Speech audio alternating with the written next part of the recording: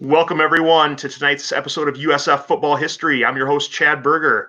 Tonight, we're going to do a special season recap of the 2001 season, a season in which the USF Cougars finished as co-GPAC champions and national runner-up. And so I've got a few of my teammates from that season. I played at that year. A few of my teammates here joining us. We'll introduce them in a little bit.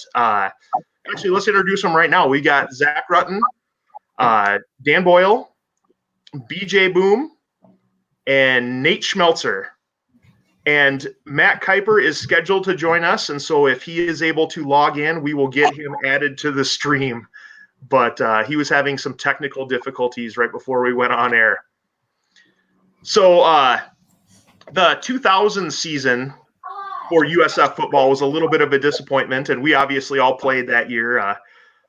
Coach Young kind of was building towards having a great year in 2001, and he wanted us to get a taste of that playoffs in 2000, and unfortunately we kind of went out and laid an egg in the last game of the regular season. And there were some great guys that were seniors in that 2000 season that were unfortunately unable to, go on with us. Guys like Matt Dorman, Eric Struck, Don Strother, Jeremy Clausen, a couple just big time ballers that, we could have used the next year, but luckily we were able to kind of fill in some of the holes. So, we went into the 2000 season with some pretty high expectations. We had a lot of returners, including the guys you see on the screen right now. And so we're going to kind of go through the season game by game and just tell some stories and recap how everything went. That's our plan for tonight. Sound good, guys? Let's do it. Yep. All right. So we started out in preseason. We had, like I said earlier, we had a lot of returning guys coming back. All of us were returning guys. A couple new guys that came in that camp. One of them was John Raymond, a big offensive lineman. He actually came in the previous spring, which was nice because we needed a little bit of a replacement for a couple of those guys that I mentioned earlier. Another one that came in was Leo Fenceroy, and Leo came in and started practicing with us in fall camp, and I think he fit right in with us. I don't think we missed a beat, so that was kind of cool. You guys got any Leo stories you want to share right now? He didn't want to get on punt coverage, if I'm not mistaken. And him and Coach Harder had it out after one practice. And Leo just said, I'm not going to do it. But other than that, and Coach Harder not having the ability to make it happen, Leo was quite an addition to the squad. He was an excellent ball. Leo tried to tackle John Sanholm all by himself in the little scrimmage game we had at the end of fall camp, and that didn't end well for Leo either. Other than that, the kid was a baller. He was great. So, yeah. And by the way, nobody tried John Sanholm by themselves. That's not a knock. It's just a reality. So, yeah, that big old rockhead, John Sanholm. I really liked Leo because the corner he replaced blew up my spleen the year before. So Leo was cool with me. So 2001 had kind of an interesting start. I think before our scrimmage, was that when Ty Lessman had the issue and we weren't able to actually do that. So we didn't have our full team scrimmage that year because we had a medical situation with Ty Lessman. He was going to be our starting right tackle that year, and he ended up not being able to play that season because of those issues. And luckily, Josh Gillen was able to step in for him and fill out the offensive line for us. So it's maybe worth mentioning how that went down with Ty Lessman. One of our teammates saved his life with CPR, if I remember right. Didn't Lessman essentially stop breathing, and Ryan Clinton stepped in and gave him CPR and rushed him to the emergency room? Yeah, I was his roommate. Yeah, Nick Clinton, myself, Clinton, and Ty Lessman were all roommates. So it was about 5 minutes before we were ready to leave, and Ty stood up and started kind of choking and coughing. And we honestly, Ryan and I thought he was joking until he collapsed. And Ryan remembered right away, I think it was 8th or 9th grade, and I can be corrected on this, but he took CPR training. and he kicked in right away, and we called 911, and praise the Lord, the first responders, which were all firemen, were probably all at least 6'2", 260-pound guys, because we lived on the third floor of the apartment complex, and they had to get them down quickly. And so yeah, that was an eye opener, life changer. But Ryan couldn't have done anything better. And yeah, thankfully Ty came out okay. So yeah, that's worth a shout out. Yeah. Yeah. So that was kind of a And one other thing that I need to shout out is, and we'll get to this later, I bet, but Zach, in our pregame national championship meeting, you were the one that brought up the idea that Ty should go out and take one of the spots of the captains and walk out on the field for the start of that game. And so I was able to give him my spot. But I don't know if you ever got the shout out for being the one that came up with that idea. In fact, I don't think that ever happened. So I appreciate your heartfelt consideration of Ty at that time, because it made a big difference in his life. Man. Happy to do it. Yep. Yeah, so that was kind of an interesting start. The season hadn't even started yet, and we had, that situation come up. It looks like Kuiper is trying to join us right now. We'll try to stream him in. We'll see if it works. Kuiper, can you hear us? I'm good. Okay, welcome. We just got through the preseason scrimmage that didn't happen. And so, going into our first game was September 1st. At McEnany against Dakota State. And going into the game, we were tied with someone else for a number 14 preseason ranking in the NAIA. We went out against Dakota State, and I remember that we knew we were much better than they were. And so our coaching staff decided that if we kicked off, that we were going to onside kick the first kick of the game. And so I was talking with Nate about this last week. And so, Nate, I don't know, you remember this a little bit, right? Yeah, Curtis Eben and I, we were the two inside guys on the kickoff, and our job was not to try and recover the ball. It was to just blow up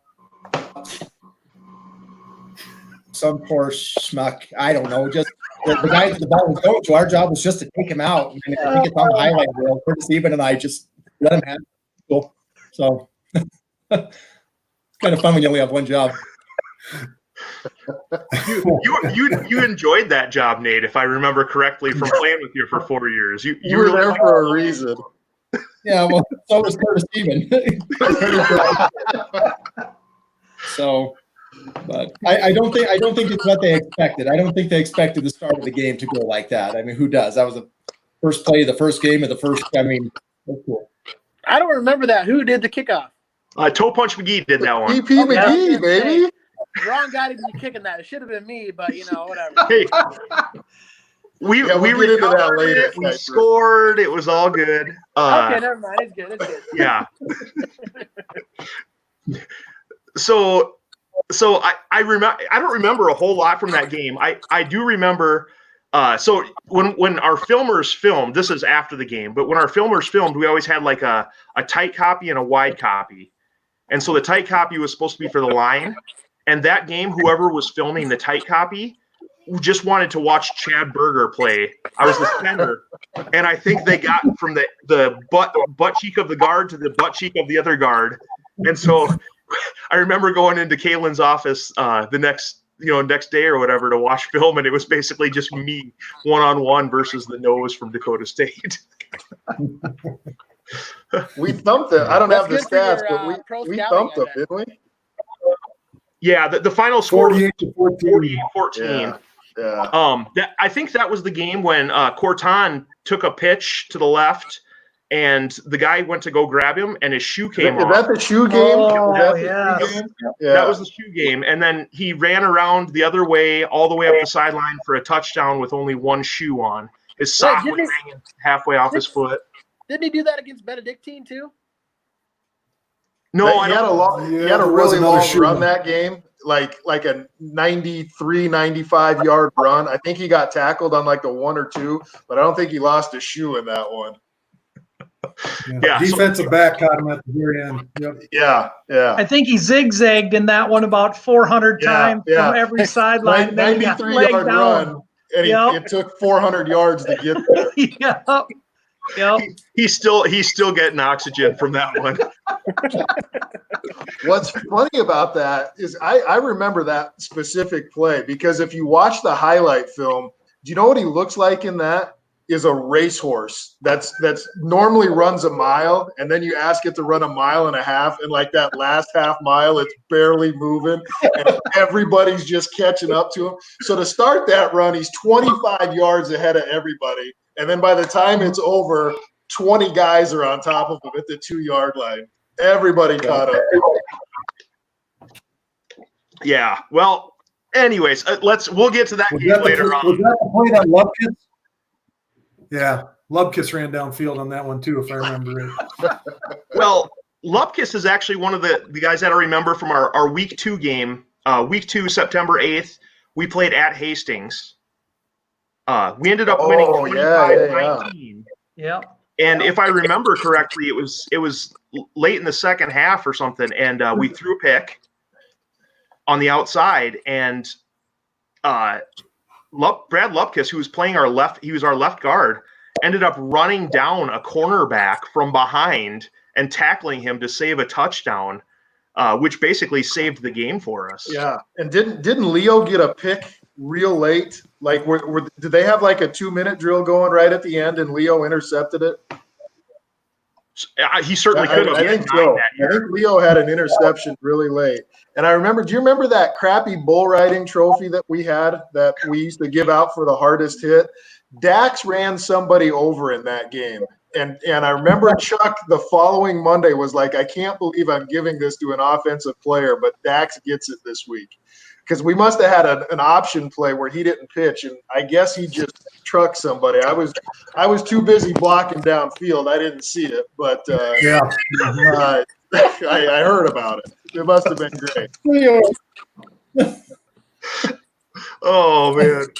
And one more thing I got to tell you about that game. I think we had the ball with I want to say 30 to 40 seconds to go in the first half, and they take a timeout. And the original plan was we're going to take a knee. So I'm because this was when, remember, you can't take your helmets off all the time. The refs will get mad at you. So I look at a ref and I said, can I take my helmet off? He's like, yeah, it's a timeout. Go right ahead. So I look over at Dax and Kalen on the sideline, and I'm convinced I heard them say, we're just going to take a knee.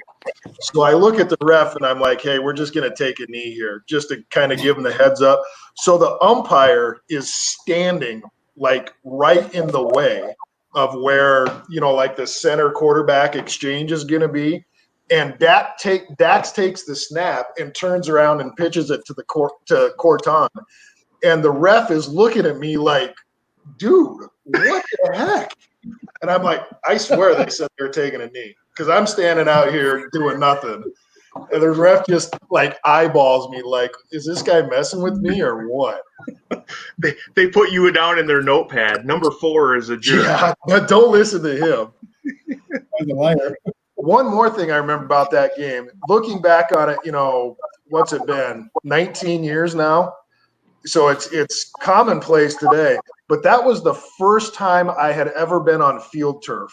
So I took street shoes, I took turf shoes, and regular cleats in my travel bag because I had no idea what to expect. Looking back on it, it's kind of funny, but I remember that was the first time we all got those rubber pellets everywhere. And it was like, this is something new here. Yeah, because we had played on it the season before down at Doan. I wasn't in that game. But yeah, you were injured. You were out that game. So, well, after that big win against Hastings, that moved us up to number 8 in the national rankings. So that was kind of a good start for us for the season. So, like I said, that was September 8th. The following Tuesday, I remember we were sitting in meetings in the morning, and we walked out of our meeting, and the custodian at Pierce was like, hey, a plane just hit the building. And we're like, what? What are you talking about? And he's like, a plane just hit one of the World Trade Centers. We're like, no, what? And so we all kind of went home. We had offensive meetings. I don't know where the defense, they were probably still sleeping because they didn't ever, wake up or anything. But I remember going home and turning on the news, and USF, canceled classes that day. And it was just a weird feeling, September 11th. The thing that was kind of awkward about that entire week was every other major sporting event in the country was postponed or canceled. Right. So Major League Baseball canceled. NFL, they postponed to a different week. NCAA football, they postponed till later in the season. The only organization that kept playing was NAIA football. And so we actually had, a little bit of normalcy going to practice and stuff, but it was just a really, really weird week. I don't know if you guys have any memories about that. Yeah, I'll go first. That's one of those you'll never forget this moment kind of things. I remember I was on the second floor of the Elman Center in Kelly Quick's class, and it was one of those Stewart Center. One of those Tuesday, Thursday classes that were they like an hour and a half, hour and 40 minutes. So like we'd take a break halfway through. So she went out and came back in and broke the news like, this is not a joke. I just saw this in my office. Here's what just happened. And then she goes, and with that being said, we're going to start the second half of the lecture here. Wait a minute. So had to sit through that one. That was kind of a tough one there. I was sitting right next to TJ Sunderman at Chapel on Tuesday morning. And remember that moment as clear as a bell because obviously the news was trickling in, and they stopped Chapel in the middle of it to basically make an announcement that a plane has been flown into one of the towers, and maybe by the time Chapel came around, the second plane had hit the second tower, and they were starting to realize it was terrorism and that the planes had been hijacked, and the planes had been coming from the Northeast. And I will never forget TJ Sunderman looking at me and saying, my mom and dad are flying out of Boston this morning. And he just had that look of despair, and I didn't know what to say. And I mean, that's the only story of that day I'll share, but I can remember every event of that day like it was yesterday. So, Yep. Birger, I can hear everybody except for I can't hear Rutten for some reason, but I can tell what he's saying by his animations. That might be the most important part. But no, my recollection of that was I was in class. It was an 8 a.m. class. I don't know, economics or something like that. And I remember they told us in class, they announced it in class, and I got out and walked the quad, and everybody was just kind of looking around like, man, this is crazy. And then on game day, I remember we were, lined up for the national anthem and had my hand over my heart. And obviously it meant a lot different that day than it did the day before. And, or I'd say the week before. And I remember thinking to myself, this could be the last time I play a college football game, because I was mad. I was like, I'm going to join the military. I'm out of here. I was so mad. And, I didn't end up doing that, but it was surreal for sure.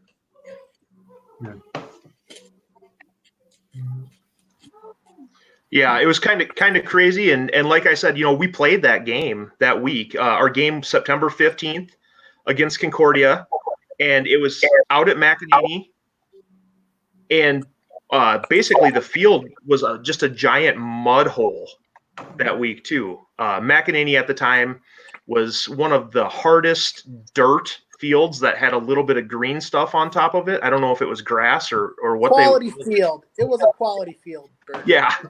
I remember Sid and Kalen would go around in the gator before the game and fill in the gopher holes.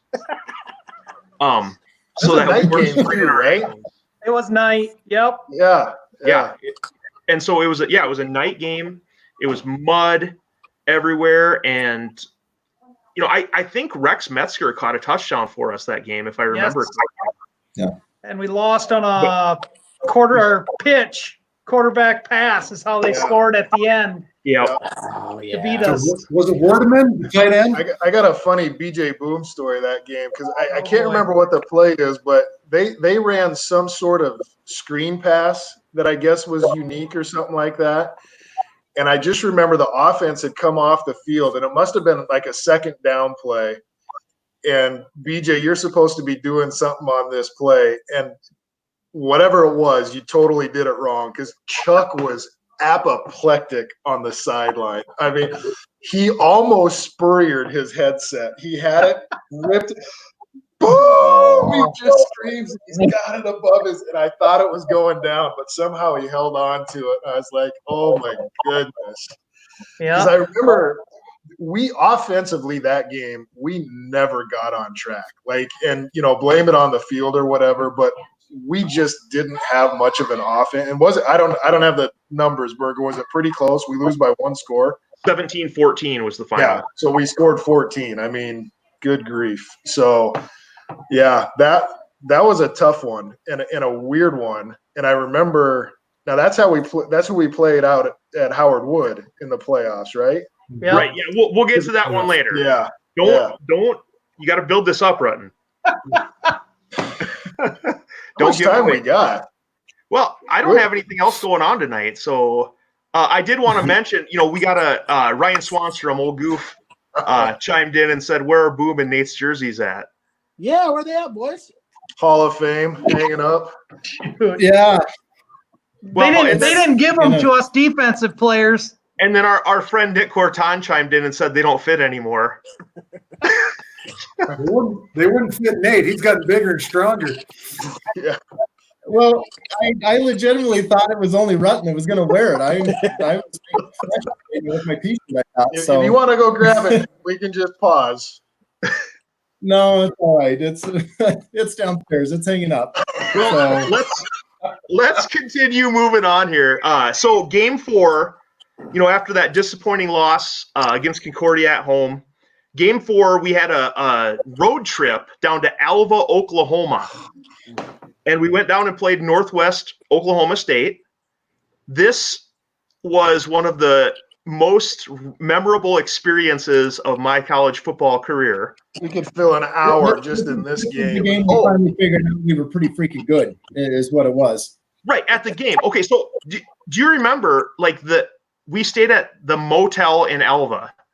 It wasn't a hotel. Beautiful. It was one of those ones where you open your door and you're in the parking lot, right? I got the coronavirus there, I think. Yeah. But Amongst other The things. bathroom door was a shower curtain. yeah. Hold on, Berger. Before you even talk about the motel, so Nate, you can relate to this because we're like lonely Wyoming kids, and there's nothing ever going on out there. I remember the drive down there. We had to stop in Kansas somewhere to pay a toll to go on the interstate, and I was like, "What? Like that's a real thing? Like I thought it had to be a private road or something like that." But I remember that's the first time I've ever had to pay a toll to drive on a public road. So then, Berger, like you were saying, we pull up to the hotel, and this guy's got the hood of a Ford Bronco, I believe, up, and he's working on the engine. He goes, takes his hands and wipes them on the rag in his back pocket and says, "Oh, you guys must be the football team. Let me get you checked in here." I was just like, this is a different place here. Yeah. So the night before the game, we're all huddled in Kalen's room, and there's probably 25 offensive guys. We the guys that weren't going to play, we just left them out or whatever. But we have a projector up on the wall, and I'm like laying next to we're cuddling next to Cully Puhau, trying to watch film and figure out our game plan for the next day. And it was just absolutely insane. There was no meeting rooms in the hotel. It was just crazy. Yeah. So then we wake up the next morning and it's game day. Do you remember our chapel service that night? No. Okay, go ahead. Tell that one. Randy Stewart introduced the whole goose thing. Do you remember? Oh, that's right. That's right. That was when he introduced that thing, and that stuck with your guys' squad, I think, the next year. And you guys used to have decoys up on the sidelines. It got its own wings, per se, from that little chapel service, if I recall. Yeah. remember that. So the next morning, it's game day. We wake up, and typically the hotel provides a breakfast for us, like a pregame meal. And a couple guys go down for the continental breakfast at this hotel, and it's like a box of powdered donuts and a loaf of bread sitting next to a toaster. And we have a football team there. So this is supposed to be our pregame meal. Coach Young was not too impressed with that. So I remember he convinced the bus driver to drive us over to the next town over where there was a McDonald's. And I remember a bunch of us just got like a, Egg McMuffin or something as our pregame meal before that game. Gosh. Does any of that surprise us, though? I mean, we shouldn't have been surprised at that stage in our career. It was no sandwich at the rest area in Chamberlain, but I don't remember that, but looking back on it, does that not sound just like us, right? I mean, here you go, everybody. Yeah. You get a free T-shirt at the end of fall camp right after you sign that big check to the admissions office. So, however, if you come and play for us, though, we kick a lot of butt on Saturdays, and sure enough, it was the truth. Well, and I mean, it's funny that we reminisce about all these funny things, but I mean, we rolled them in that game, and I think I know Corton had like a couple of, what was it, Berger, 53, 57, the little swing screen, and he probably had 70 yards on 2 catches in that game, because we had a couple swing screens that hit real big. There was one of those, Zach, where I was out lead blocking for him, and if you go back and watch the film, I did not touch anyone, and all I did was just run down the field, and there was no one there to block. It was just absolutely insane, and Corton just went wild that game. So in lead up to this, I think. Go ahead, Nate. Well, I think it's worth saying that, this sounds kind of cocky. But we weren't too used to other teams being bigger and faster and stronger than we were. West Oklahoma State came to Sioux Falls our junior year, and they were a next level team. I mean, we hung in with them, but I don't think realistically any of us anticipated going to Alva, Oklahoma, and beating them down the way we beat them down that day. I mean, I would be totally lying if I said I expected us to go and just beat the crap out of that team from the opening play till the end. We beat the crap out of them. Yeah. They had Patrick Creighton the next year. They didn't have him the year we played him, did they? No, he wasn't there that year. No, he was. He was on the team, but he was not their quarterback. He was a kick returner for him, but he was not playing at the quarterback position. So we ended up winning 48-20 was the final. And one of the things that I remember about the game itself was Dan Boyle absolutely destroyed someone. And the guy's helmet went flying off, and I'm pretty sure he lost a few teeth in the process. And bled out his ear. Dan, do you want to just walk us through what happened on that play? I don't remember much other than probably spearing a guy illegally, but to be honest, but it happened so much. If I remember right, he got turned around by Nate or one of the other linebackers, and had he gone that way, he would have got hit. But I was coming down the line of scrimmage and lowered my head, and it was right under his face mask. So his helmet popped up, and my helmet ran right up his face, knocked out these teeth, broke his nose, and knocked him out. And when I got up, I looked down, and I thought he's dead. Because he was blood all over his face and he wasn't moving. You couldn't tell with the shoulder pads on if he was breathing. And I just remember kind of pointing like, okay, someone get in here. And I didn't see this, but word has it, and others have told me, that TK Kaminsky, who was playing nose guard for us, caught his helmet, or at least picked it up. That's right. He did. That's right. Held it up and pointed at their stands. And I was like, classic TK. Martina just put that into the comments, guys. So there it is. You lost your bonnet, baby. It was probably like a minute or two after that when the player was removed from the field and everything got going over the PA. They said I can't remember the name, but it was like, Dr. Anderson, if you're in attendance here today, can you report to the sideline? And so the defense was still on the field, and I think it was a member from the chain game looked down to the other guy and goes, "That's the team dentist. So he must have got his teeth knocked out." So that's when we started to put it together on offense of what just happened out on the field there, because one of the chain game guys was like, "You're looking for the dentist." Yeah. I found their coach's wife after that game. She was sitting outside of the locker room because I did want to check and see how he was doing. And, she was pretty distraught, obviously, and as a coach's wife would be. But at that point, she said the doctors had found all his teeth on the field, and they'd been able to put him back in. And that, I think he got in for the last game of the season, if I remember it. So I'm glad he was okay. But that helped set the tone a little bit. And Coach Morrell, right after that hit, called me over to the sideline, grabbed me by the face mask.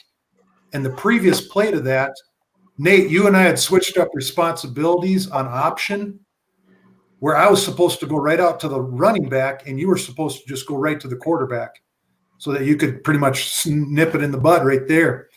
And I forgot that, or I didn't do it right. And Chuck didn't say anything about the hit, didn't check on me at all, which understandable. He just chewed my butt for not running that play correctly the previous time, not having the right responsibility. So I do remember that very clearly. He could care less about what happened. He probably didn't face him at all, but he wanted to make sure my responsibility was right. Oh. Birger, remind me, what was the score of that one? It was 48-20. Did they score at the end?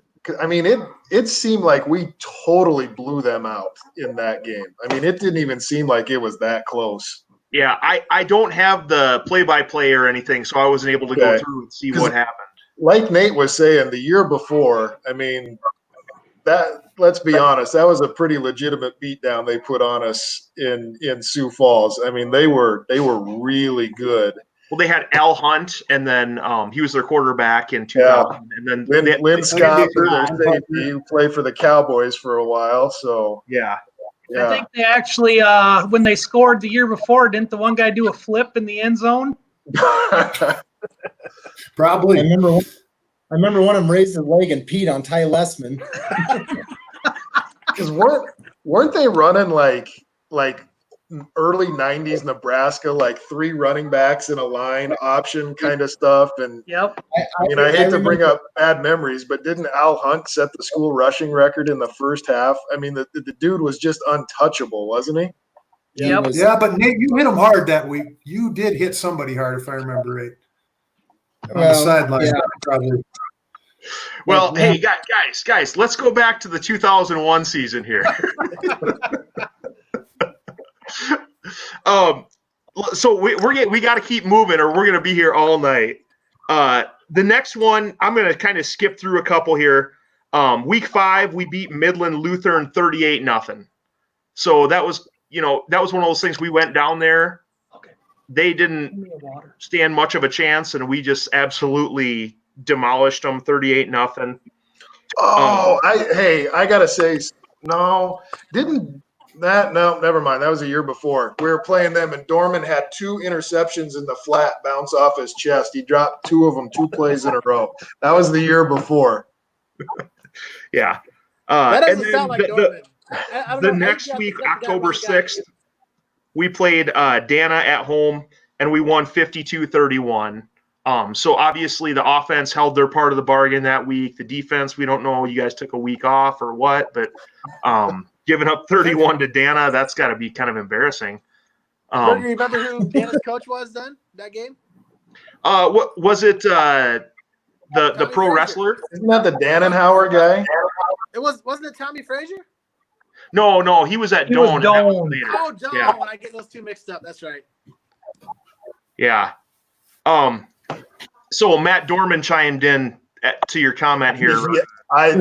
Yeah, I specifically tell Dorman he's wrong. He bounced 2 in a row. Because I remember in film the following Monday, Chuck was like, "Dude, catch the ball." Right. I think you just told him that, by the way. He's watching us right now, Zach. I don't know if you know how this works. Zach, I think Zach, this I the think you're interwebs? confusing- Is that Zach, you're confusing Matt Dorman with Matt Campbell. Beef was not with us either of those 2 seasons. So Martina chimed in and says that you guys must have sat the second half of that Dana game. So I'm sure that was it. You guys. That's true. Hey, Yes. was that did we play that in Dana? Right? No, that was in Sioux Falls. Yeah. Oh, okay. Because it was the year before when we were playing Dana. I remember the bus driver turned into like basically the U-turn, and we had to do that Austin Powers thing for like 5 minutes to get the bus turned around to get to the stadium. Oh. So, anyways, guys, we're ranked number 9 in the country at this point. So we're having a great season. We have 1 loss.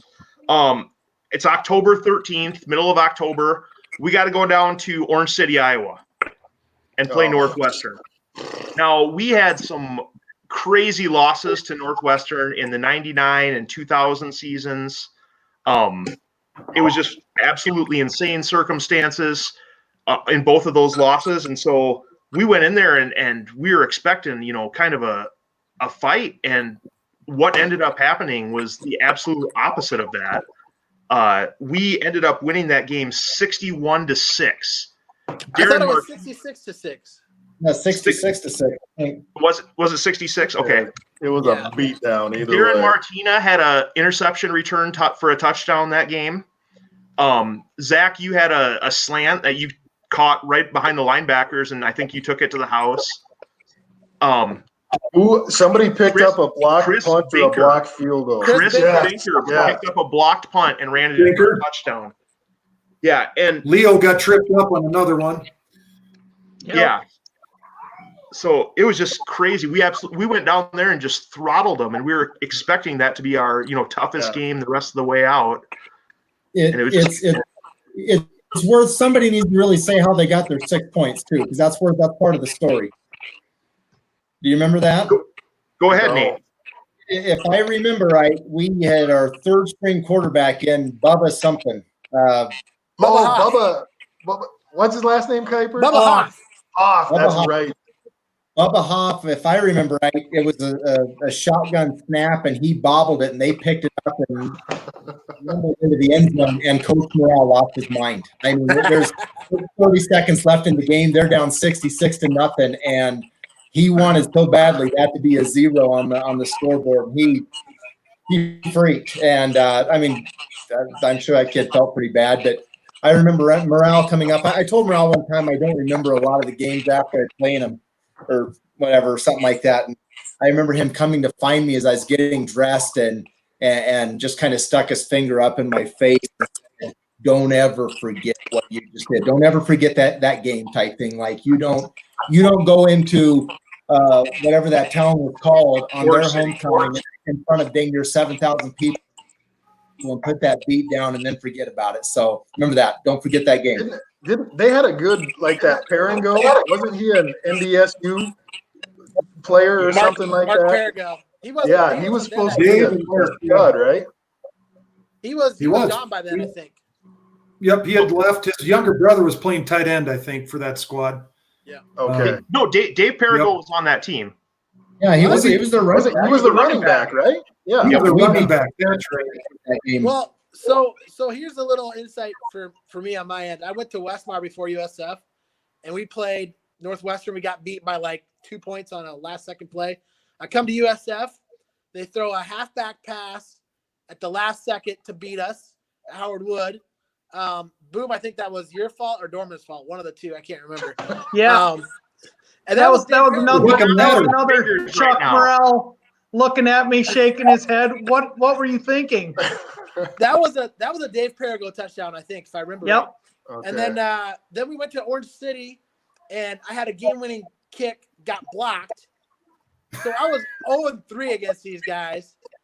And then we might have lost to them again. And then that year we ended up beating them 66-6. I could not believe how much we blew them out. I was singing the fight song the whole way home.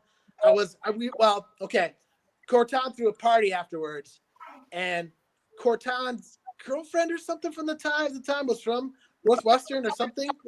And I remember the whole time I was like, remember, this is a family program. 66 to 6. Oh, Here's a couple things I remember from that game. Kalen, for the previous probably 3-4 weeks, was giving me a hard time because I hadn't had a 100-yard game all season. And in that game, I caught a shovel pass, I guess, and I caught a slant. I had 2 catches for 98 yards and 2 touchdowns. So I remember after the game, they were handing out the box score, and Kalen gets a copy of it. And he's like, Rutten still can't get 100 yards. And I remember one of the touchdowns we had, I don't know if it was a scramble or a designed run or whatever, but Dax takes off up the middle. And I remember watching LA Rams tape when they were the greatest show or St. Louis Rams tape, and they were Torrey Holt was racing one of the receivers down the sideline, and that happened to Dax and I. Dax was in front of me, and I started chasing him down, and there was like nobody within 20 yards. So at the 3-yard line, I start tackling him, and I throw him into the end zone, and I don't help him up. I don't high five him. I just walked away, and he just looks at me. He's like, "What's wrong with you?" And then wasn't that the game where didn't we have a freshman bus that was like the First Baptist bus, and didn't that break down on the way on the way home or something like that? And they had to. We're going by it. And they got all the hood panels up and trying to fix that out. Yeah, I'm pretty sure that happened because it was the freshman bus / kicker bus. So I'm pretty sure. well, let's in here, guys, because we still got a playoff run we got to get through. So the next week, week 8, we hosted Dakota Wesleyan on October 20th, and we beat them pretty handily, 45-14. I don't have a whole lot of memories from that game other than I got my ankle rolled up on, and I was hurting pretty bad, so I ended up with a high ankle sprain. So for me, it wasn't a great memory, but I don't know what you guys remember about that. I got a quick one there because after the season, I got to play in that that GPAC. Was it the GPAC Kansas League All-Star game or whatever? Yep. And the quarterback from Dakota Wesleyan played in this game, and we got to talking about that. And before the game, before they went into the locker room, they did one of those punts out of the end zone that their guy's supposed to catch, and then they do this breakdown or whatever. Well, he's telling me their punter stinks. And the guy's usually standing on like the 35, so they don't have to run very far. And he goes, this was the punt of his life. And our guy misses it, and he hits a top spinner, and it bounces into your guy's end of the field. So we got guys chasing after it, and he's like, we got 5 guys going after the ball, and the rest of the team stops. And he's like, I thought we were going to get our butts beat before the game even started because we were chasing this ball on your end of the field. He's like, I was the first one to peel off and head back to the locker room. He's like, I wanted absolutely nothing to do with that. Well, the following week, October 27th, we moved up to number 7 in the rankings, in the national rankings, after that win against Dakota Wesleyan. And then we had to go down to Nebraska Wesleyan and play them in Lincoln on the same day that number 1 Nebraska was hosting number 2 Oklahoma in Lincoln. So there were about 65 fans at that game. Half of them were cheerleaders. Yeah, I think they were mostly our fans that drove down there. I think all the Nebraska people were watching the Huskers game that day. It was absolutely insane. Cloud had like a 40-yard fullback trap for a touchdown in that game. And I think completely untouched. I don't think anybody even saw him with the ball because I remember high-fiving him in the end zone and nobody around. Tell you what, there's no better feeling as an offensive lineman than running the trap correctly and then coming back to the sideline and seeing Coach Young. That guy loves the trap, okay? And if you block incorrectly on the trap, you're going to hear about it every single day after that. But yeah, that's a great feeling, and I was glad for Corey McLeod that he was able to score that touchdown. Defensively, do you guys have any memories from that Nebraska Wesleyan victory? No. It was kind of a ho-hum game. The final score was 24-14. The offensive firepower was a little bit down for the Cougars because they had a reshuffled offensive line due to the missing star center Chad Birger with that high ankle sprain. Hey, Birger, I got some insight on this game. So I don't remember this game, but it was a payback from the loss of 99 down there. Yeah. Because 99 we got beat by them when we shouldn't have. And we threw a half tight end reverse pass. Yep. We had two tight ends. One tight end was a quarterback converted to tight end. The other tight end was Rockhead. Brad Carson. Didn't Carson throw to Sandholm in this one? Sandholm threw it to Carson. Oh, Sandholm threw it to Carson. Carson was supposed to be throwing it. One guy is a former quarterback. One guy's nickname is Rockhead. And we had Rockhead throw it. I don't know why. On the 5-yard line going in. Why run that play? I don't know. Doesn't make sense. Oh. Blew my mind. Yeah. We talked about that one a few years ago at John's funeral. That was kind of crazy, but okay, so the final regular season game was a little bit strange. We ended up playing on a Sunday, November 4th, in the Dakota Dome. Oh, that's right. So we played Doane in the Dakota Dome on a Sunday. I don't know exactly what the logistics were, but we knew all the outcomes of the other games. And so we knew that Concordia had lost their game that week. And so if we won ours, we were going to tie for the conference championship. So it was kind of a big game for us. We ended up playing pretty well defensively.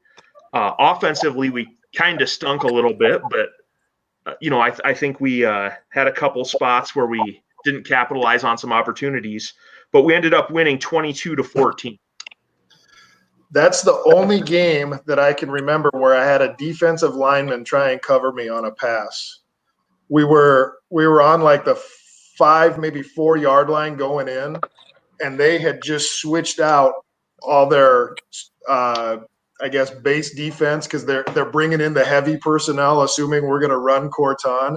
So I'm like, Coach, I'm yelling at Kalen, Coach, spread it out. So we bring in all the receivers, and I think we're in one tight end, 3 wide receivers. So I'm standing in the slot, and they're looking at us like, what the heck? And this guy's in a 3-point stance, stands up and comes and stands over the top of me and just looks at me like, what am I doing out here? Well, Zach, I also remember we ran a bubble screen to you that game. And rather than just taking your 2 or 3 yards and getting around the edge and getting tackled, you decided it would be a good idea to run back in towards where all the big guys were.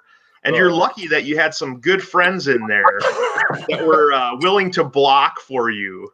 And so you didn't get destroyed. But I remember you did get demolished in film study the next day when we were watching film.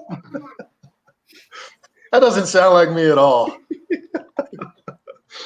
All I remember that game is Nathan, I think, got a safety that game, Nate. You blitzed around the corner and blasted the quarterback, put him out. And like the next quarter, their backup quarterback running a bootleg. I'm in front. You're right behind me. He's jogging our sprint down the sideline. He goes to step out. And I stop, and you just – And he's like – I remember that. Kid. He's like 8 yards out of bounds. I mean, he is way out.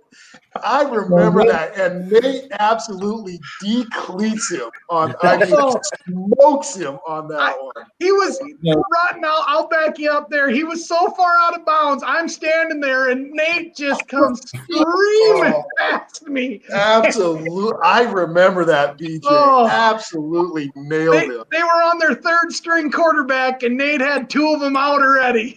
Yep.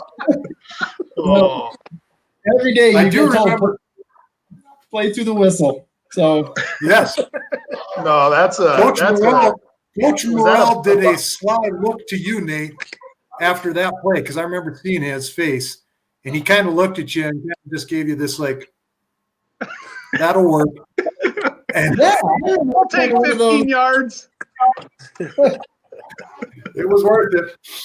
Well, the nice thing was that game locked up a share of the conference championship for us, and then it moved us up to number 5 in the national rankings. So we felt fairly confident that we were going to get a good playoff spot. So then when the playoff pairings came out the following week there, we ended up having to travel to the number 2 team in the country to play in the first round. However that works. So you take the number 5 team in the country and make them travel up to number 2, but whatever. So we had to go up to Mary, play in Bismarck, and man, what a game. Holy cow. Wait a second, Burger. Did we play Concordia first and then Mary? Nope. Other way around? Yeah. Yep. Trust me, I have notes right in front of me, Kuiper. Just go with what I say, okay? I'm just going off the top of my head, buddy. So the Mary game, I think we got out to a little bit of a lead, and then they came back on us, if I remember correctly. I remember our nose tackle, David Bernal. Do you guys remember him? Oh yeah. I think he was man of the match, right? Player of the game. Yeah, 4 sacks that game. Their offensive line could not block him. And so it was kind of going back and forth, and towards the end of the fourth quarter, or the middle of the fourth quarter there, we had found ourselves down.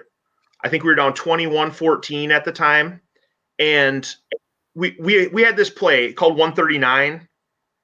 It was basically we fake a sweep going to the left, and then our receiver, our tight end runs a drag across, our other tight end runs a waggle, and Rutten's always wide open running a backside post. And for some reason, Mary must not have watched film, or the guy was undisciplined. I don't know what happened. But Rutten, you found yourself wide open, and Dax hit you, and you scored the touchdown. So my grandparents live in Minot, North Dakota. They drive down to Bismarck for that game. And my grandpa, who knows next to nothing about football, he keeps telling this story. He's like, I'll never forget this, because you went from 120-yard line to the other 20-yard line on that play. And if I was a little bit faster, I could have caught it and stayed on my feet and scored. But I kind of fingertipped it and kind of stumbled over myself. And then we scored. Like, this was right at the end, right? Right, yeah. And we're all excited. It's 27-28, and Kuiper confidently strides into the field to tie the game up. And so it's 21-20. Yep, 21-20. So I'm going to say I was the snapper for all the short kicks. And my kicks. Yeah, and Rutten, were you the holder? Yeah. Okay. So we actually have the whole battery here. And so 2 out of the 3 parts of that were always perfect. The snap and the hold were always perfect. Okay. Oh, you meant the kick was always perfect. My holds were bad. So we're down 1 point right at the end of the game. First round playoffs. We're playing at the number 2 team in the country. We need an extra point to tie the game up. So we put our senior kicker in there. He puts it up. The snap's perfect. The hold's perfect. Kick goes up, lean into the right a little bit. Hits the upright, doink, and goes through. It was leaning to the left.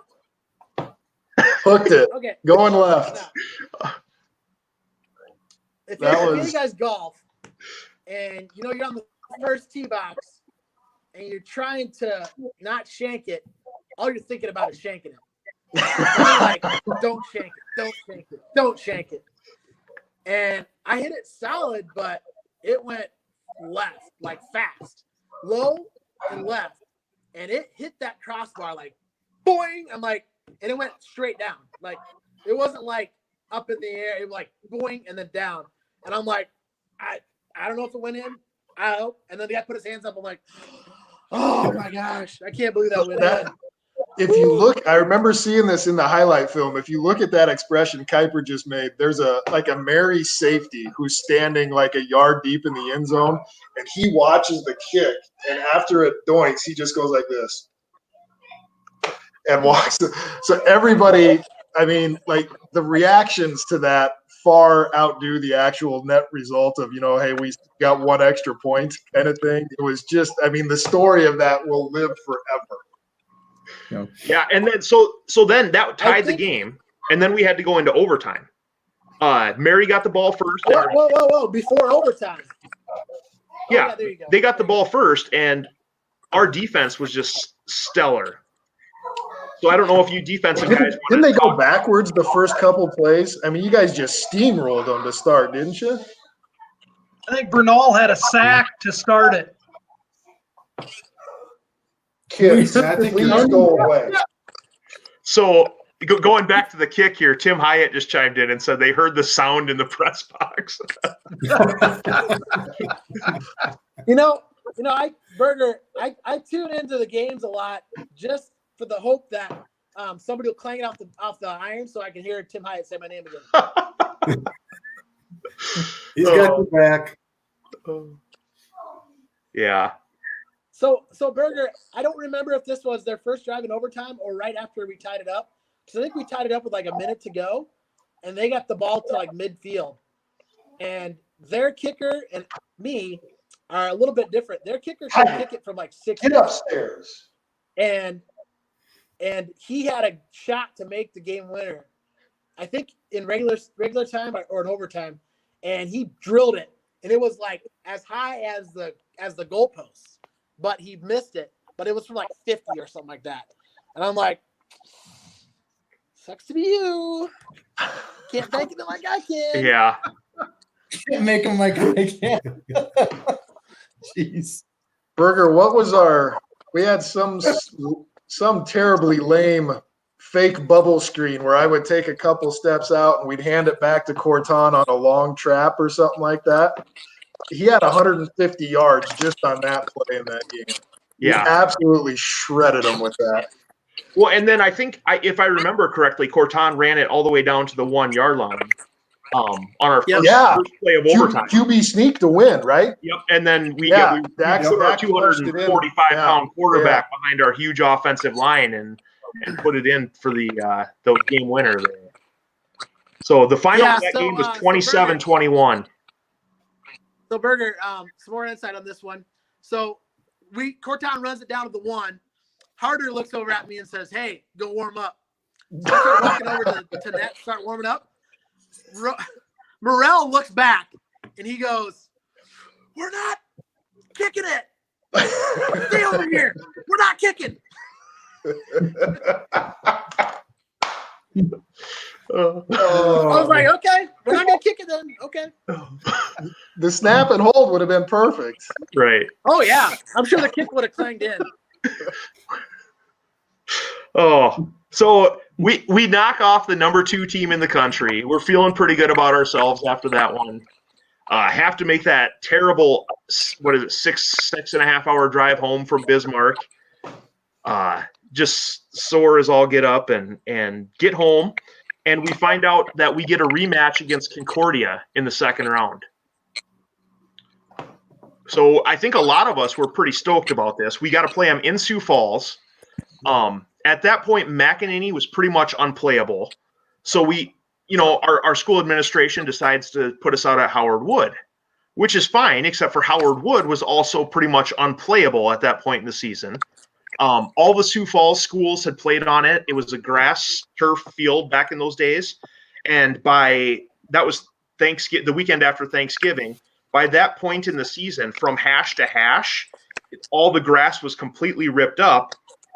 And so they put like a little layer of like dirt or sand over top of it. I don't know if you guys remember that. Well, what happened is starting the day after Thanksgiving, that Friday, it started raining. Yeah. And it rained all night that night. And then the game was on Saturday. It was still kind of raining, snowing a little bit. It had to have been 31 or 32 degrees around game time. And from hash to hash, there was about a 3 to 4 inch puddle of water, standing water that we were playing in. Absolutely insane playing conditions. So I don't know, like if you guys want to, I think that game we decided to take the wind. Yeah. At the coin flip there. which ended up being a good thing for us because we scored quite a few points right away with the wind at our back. Did we go 3 and out? Defensively, we held them to a 3 and out, scored, and then I think they had a 3 and out again, and then we scored again. If I remember right, we were up 14-zip after 4 or 5 minutes, something like that. Because so a couple things I remember from that game, even before the game started, we had just those awful, like tarped, like player seating area kind of things, and we had one of those propane heaters blowing into that. Darren Smith got one of those purple jackets, went and sat in the corner of that, and I don't think moved for 4 straight hours. We were always trying to get him out of there so we could dry our hands off and stuff. And I asked him once, and he just looked at me and goes, no. He was in there the entire game.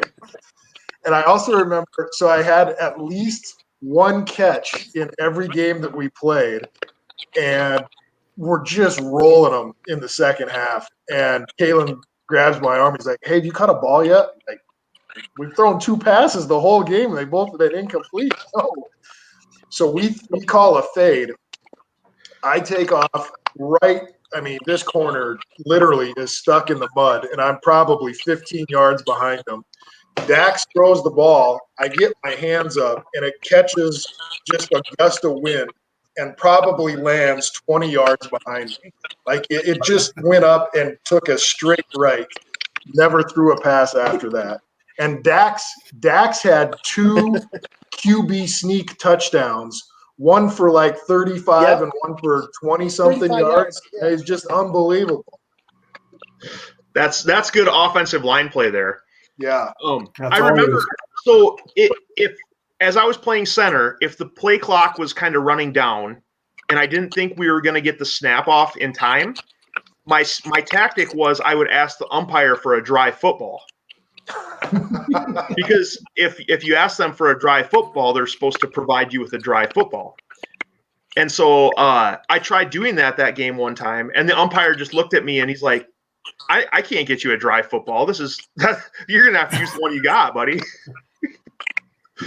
I also remember at halftime, we all went into the old locker room at Howard Wood there, and it was so cold that we just turned the hot showers on. Yeah. You guys remember that? With the gear on. Yeah. And we were all standing in our pads underneath the hot showers just trying to get warm. I don't think the coaches even said anything to us at halftime. Our whole purpose there was basically to avoid hypothermia. Because it was pretty early in the second half where those Concordia guys were like, hey, go win one for the GPAC. Like, good luck to you. Because I was like, man, you guys are throwing in the towel pretty quick here. But, I mean, that was a beatdown that day. Yeah. I bet you there was about 6 minutes left.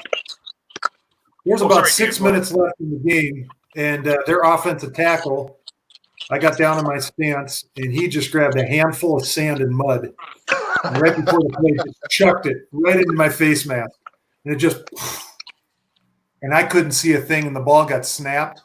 And all I wanted to do was rip his head off, but I couldn't see him because I just had so much stuff. And he's just laughing after the play. I don't know what the play was, how it ended. But I'm like, seriously? And I think he figured, you know what? Let's just play in the mud now because it's over. So, my dad drove from Wyoming for that game, and he stood kind of in that, that little tunnel thing where the steps would be up to that old Howard Wood press box. And he said that was the only place that was even kind of out of the wind.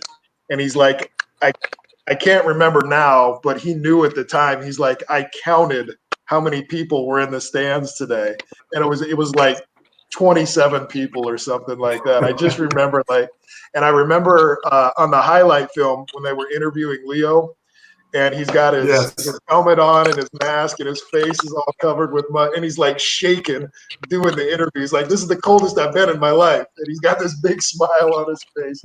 Like that is a truly, I mean, in today's game, I wonder if they would have proceeded with something like that. I mean, if it wasn't for a team traveling and everything, I mean, that one might get called off if conditions are the same. Martina chimed in saying it was the coldest game he's ever been in. hands down for me, coldest I've ever been in. I've been to snow games. No doubt. You know, that game, because it was like 30 whatever, it was kind of raining in the snow, but you were just so wet and you couldn't get dry. And then it just like was so heavy on you. Just Yeah, absolutely crazy. So we ended up winning 34-0. One story that I had not heard until recently, John Burkhart told a story about how Glenn, don't call me Andy Thomas. Oh yeah. Ran the ball. I think it was at the beginning of the second half or something, and got tackled. Was at the bottom of the pile, and he was face down in the water, and he almost drowned because his face was covered in water, and all the pile was on top of him. And, yeah, he almost drowned apparently. So that's just insane. Had you guys ever heard that story before? I hadn't, but in all honesty, I would believe it. It was that bad out there. I mean, it was just awful. Yeah, there was that much standing water that you could absolutely see how nose and mouth would have been in the water if they were face down. Well, and the thing was, you could only see it between the hashes because the grass had worn out there and it was just dirt, but it was outside the hashes. It was just as wet. There was just enough grass to kind of cover it a little bit. I mean, it was literally like playing a game in a wading pool. I mean, there was just nothing you could do. And like from a coaching standpoint, I honestly think we won that game on the coin toss, because when we forced them to go into the wind and they went 3 and out right away and we score, and then they go 3 and out, we score again, like that game was over halfway into the first quarter. I mean, there was no way they were going to come back and beat us that day. Yeah. Not to rain on the parade, but I do recall that they had a teammate of theirs that had died either the week before or 2 weeks before. He was one of their, I think he was a running back. And I know that definitely took some of the wind out of their sails, having that experience. And it kind of made me remember, like, hey, we were almost there with Ty in some of those situations. But I do remember that going on. And believe me, I agree with you completely, Rutten. But you can imagine having that going through the mix. I didn't know that. Time. Absolutely. Yeah, I didn't know that either. Well, the following week after that dominant win, we went down to Benedictine in Kansas. Atchison, Kansas, I believe, was the name of the town. Atchison, Yeah, right? Atchison, Kansas. Yep. And that was one of the most interesting games I remember because it was really warm. So a stark contrast to the previous week. It was almost hot for us. But the whole second half, I don't think we ran a play other than 33-37 check the entire time. We were that dominant on the line of scrimmage that game. Didn't Ganna have a really kind of like important interception? Did he have like a pick six or kind of like an interception with a long return or something like that in that game? He did. It was either that or was he returning a punt too? I remember that it was coming from our sideline from the left to the right, going across, and he did have a great return. Who, Ganna? Yeah. He had a kind of like Yeah. a one-handed grab or something. I mean, like a pretty athletic Yeah. play. I remember in that one. Yeah. So a couple of things I so remember this from that game. On one of them, Corton scores a touchdown, and he gets tackled in the end zone, and this DB is not getting off of him in what I would consider a timely fashion. So I'm like pushing him, and he doesn't move, and I push him again, and he doesn't move, and then finally I just grab this guy. I'm like, get out of here. And then I think it's the next drive, Corton has like a 30-yard touchdown run, and it gets called back because I'm not on the line or I'm off the line or whatever. So we get back to the huddle, and Corton is lighting me up. Like, dude, so you guys don't know and don't care, but when the wide receivers were lining up, we used to either point at the line or point back. And the refs would never say anything. They would just tip their cap. And I guess that was the signal that you were correct. So I think what happened is I went out there and I was pointing to the line, and he tips his cap. And then I look at the formation and I step back and I'm like, am I okay? And I check with him and he just goes like this. And then he immediately throws the flag as soon as the ball is snapped. And of course, Corton takes inside zone to the house, and it's all on me to get it called back. Good work. Yeah, and I do remember after the game, I was kind of on a one-man mission here. I found half a Gatorade bucket and dumped it on Bob Young by myself. So he got half a Gatorade shower on my behalf. So I remember a couple things about this game. One is, usually we play private schools that are like Baptist or Lutheran, some sort of affiliation. And First Catholic school. You roll in, and it's just there's not really any parking lot stuff going on, no tailgating really. If there any, it's really discreet. This one's a Catholic school, if I remember right. We rolled in, and there's dudes in the back of 4x4 trucks with kegs of beer just doing keg stands, and I'm like, whoa, this is different down here in Kansas. And then the other thing I remember was Corton's shoeless run, which I think you described that earlier, Zach. I couldn't hear you then, but that was one of the coolest runs I've ever seen. I think he ran, it was probably a 60-yard touchdown, but he probably ran like 150 yards in that one play with only one shoe on. Yeah, so I remember that somehow we ended up in their cafeteria, like the school cafeteria, and I looked over in the corner, and they honestly had a kegerator set up, and I was like, "That's the craziest thing I've ever seen." Like, I've never seen that on a campus before. And somebody said, "You're at a Catholic school now." I think when that happened was when we went back to Atchison for that Senior Bowl. Oh, is that what I it remember was? seeing that Oh, same okay. time, Okay, that could be. That could be.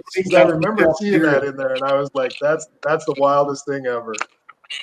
Yeah. But that was Berger. Remind me of the score. Didn't we just wipe them out too? I mean, it wasn't even 40-6 was the final. 40-6. Good grief. Yeah, in the whole second half, like I said, we just ran inside zone. Like, we seriously went up to the line of scrimmage, and it was 33-37 check.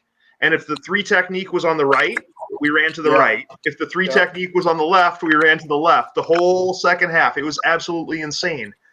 So in the second half, I was out for a play, and I'm standing right by Kalen, and it might have been like a trap or something like that, but we get it down, I mean, just right to the goal line. And Kalen's like, look at like, where we at? And they go, "You're on the one." One of the refs yells back, "You're on the one." He's like, "Oh, that's too close to risk a handoff. Go QB sneak." And I just started laughing because that was like the 5th time that year that Dax got a 1-yard QB sneak that normally would be a running back touchdown. So I didn't even watch it play. I just went and sat down knowing we're going to sneak one. And I'm just like, yep, another 1-yarder for Dax. Nate, did you destroy anyone that game? Yeah, I kind of remember a play where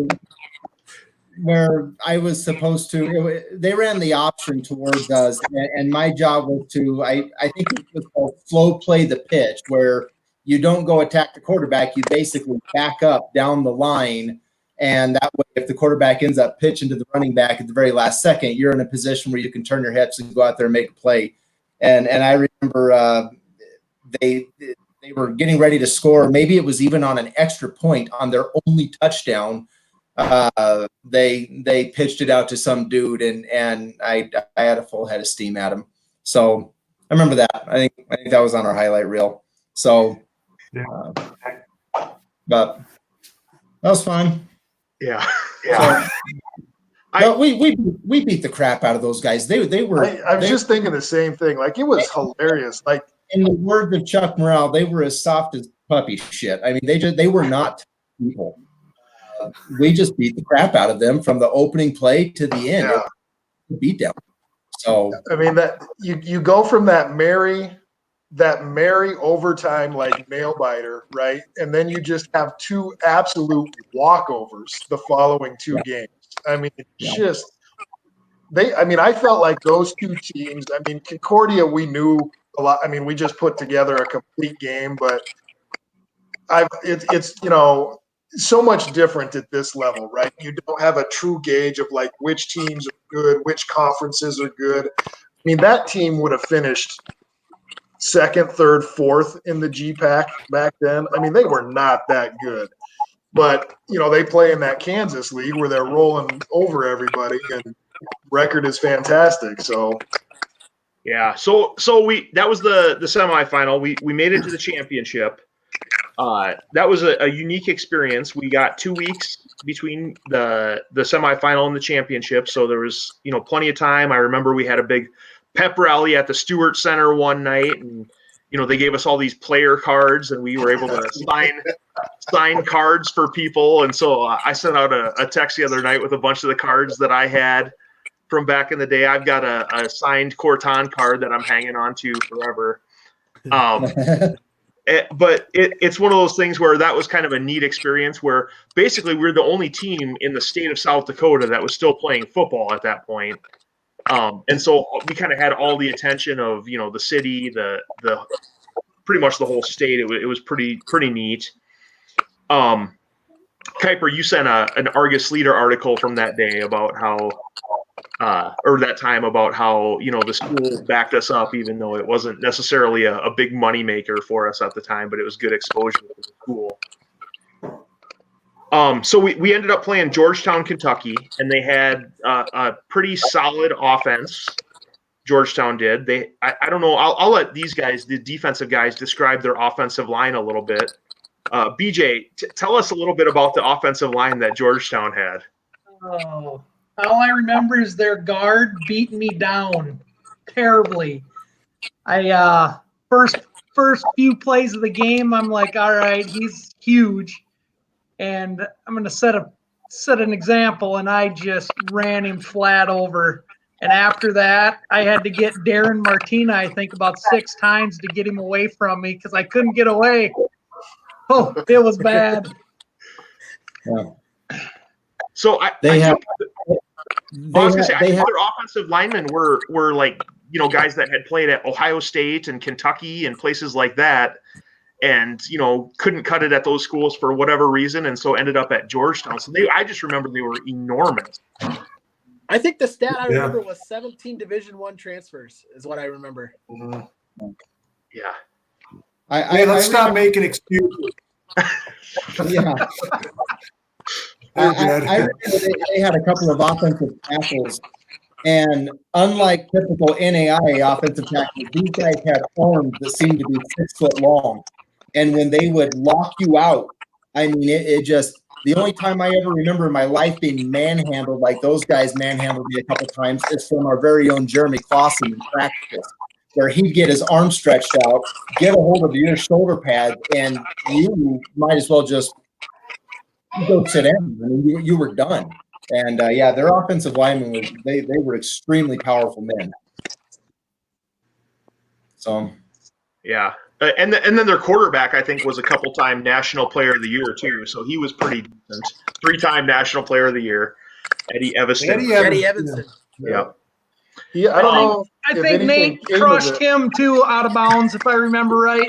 I remember that. We got a 15-yarder on that one. Yep.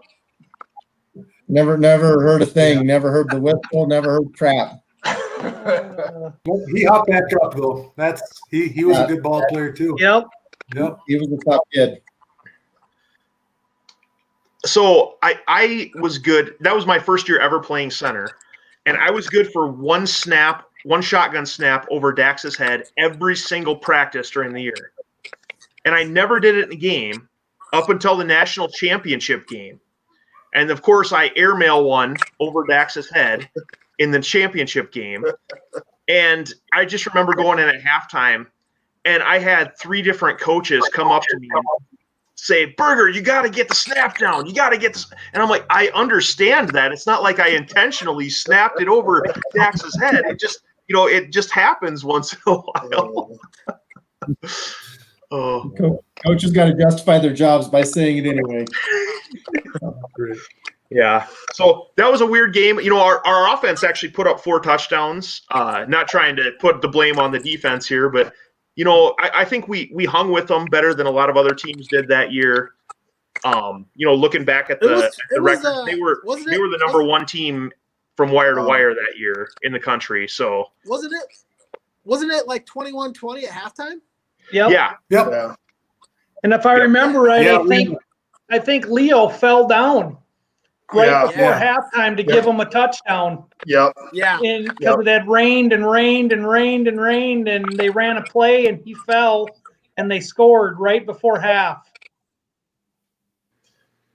One of the best things about that game was, you know, it was kind of the NAIA equivalent of a bowl game. So remember, we all got that ticket, and then you could exchange that ticket for your little swag bag, right? So you got that blanket, and then they had those old disposable cameras that you wound to the next picture on. Yeah, Kuiper's rocking his hat there. I remember they took us on that bus tour of the battlefield or whatever. Yeah. And I remember I'm trying to be diligent and everything. I'm trying to listen to the guy. And after about 5 minutes, I stand up and the whole bus is asleep. Everybody is just out. And we walk out in this one spot, and they got like these old replica cannons or whatever. And Chuck is staring off in this field like, you know, I don't want to be around anybody. I'm, you know, Mr. Focused and everything. And Corton goes, watch this.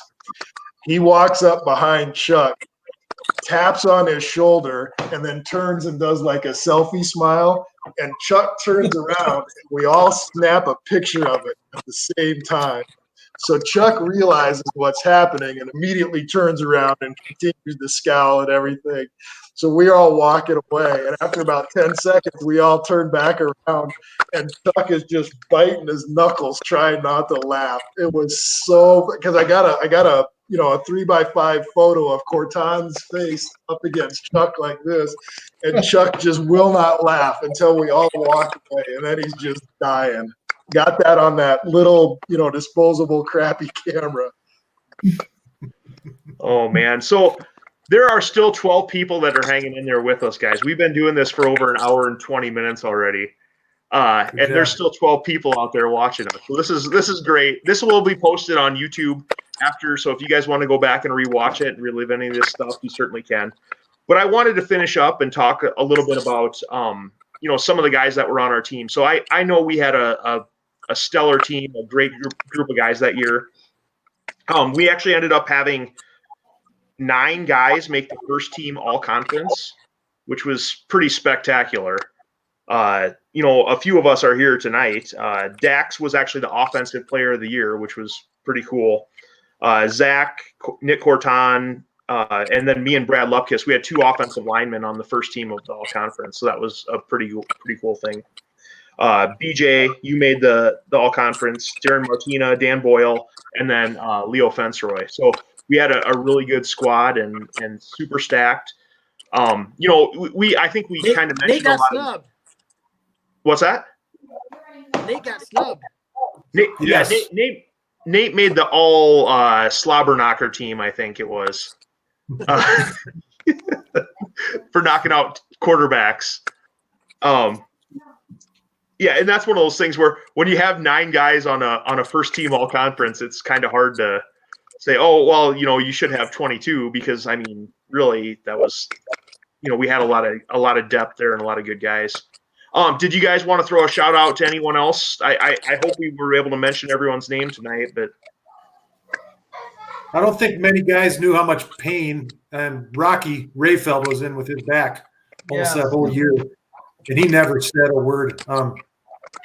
I mean, we were stretching partners before practice, and I didn't even know that until the end of the season. And Rocky was certainly a guy that no accolades at all, but we had a lot of the guys on that team that just kept playing hard, and no accolades, but they were the glue that kind of made things go. So he's made one, my life easy. Yes, Rocky. Yeah, I think that's probably something that people who don't play football don't understand. As a linebacker, you can't go be a linebacker when you have offensive linemen getting to the second level instantly. I mean, you're always trying to just find space. Our defensive line, and I got the pleasure of playing behind Dan Boyle for many years, but it allows you to just go be yourself and go run sideline to sideline and make tackles. And between Rocky and Martina and PK Kaminsky and David Bernal, I mean, I don't think BJay and I never had employment that year. I mean, we were free to run, free to tackle, and it was a pleasure playing behind those guys because they made all the difference in the world. So we had a couple young safeties that year too. Shea Geelan and Mike Hockett. Hockett, yep. Hockett. That Great ball players. Schmeichel at corner too. Schmeichel was pretty young, I think, wasn't he? Yeah. Yeah, Ganna and Leo and Schmeich all played corner. So yeah, Schmeichel was a nickel. We had some good defensive backfield guys too. Birger, help me out with the official stats. Isn't Martina still the all-time sack leader? Because I mean that he was a beast pass rusher. I mean a beast pass rusher, and my opinion here, but I think Leo was the best corner that I saw that I competed against at USF. I thought he was an animal. He was maybe not the best tackler, but his ball skills. He had really good hands, made a lot of nice interceptions. Birger, can you run down the starting offensive line for us? Yeah, you bet. So the left tackle was Big John Raymond. Left guard was Brad Lupkus. I played center. Cully Puhau was the right guard, and then Josh Gillen played right tackle. We also had Derek Webb and Nick Fulton that came in and played quite a bit for us that season on the offensive line. Yeah. So pretty solid group of guys. I think Derek had just come back from his Mormon mission trip for that year, didn't he? Yeah, That's correct. That was his first year back, and he was. I mean, it was for having taken off a year. Was it 2 years? 2 years off. He came back. He was awesome. I mean, whole line was awesome, but I was shocked that he was able to take those 2 years off and come back and crush it. Yeah.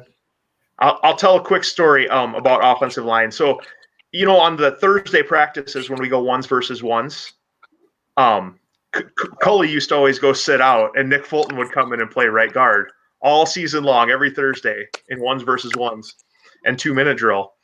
And then it got to game time, and whenever Cully needed to come out, Coach DeBoer would always put Gillen at guard and bring Webb in at tackle. And Nick Fulton got so mad at that.